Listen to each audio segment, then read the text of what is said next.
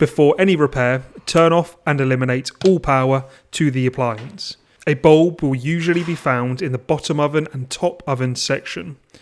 We're going to replace the top oven bulb on this Hotpoint model, but it's the same process if you're replacing the bottom oven bulb. Start by removing any racks and trays. Unscrew and remove the glass lens cover. Then gently unscrew and remove the old bulb.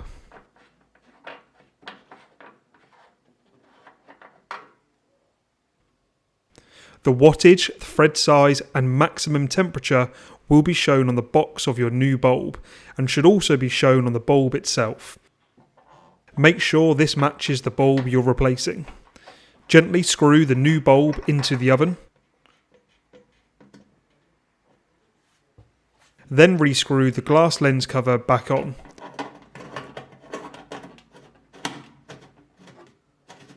Replace any racks and trays that were removed earlier.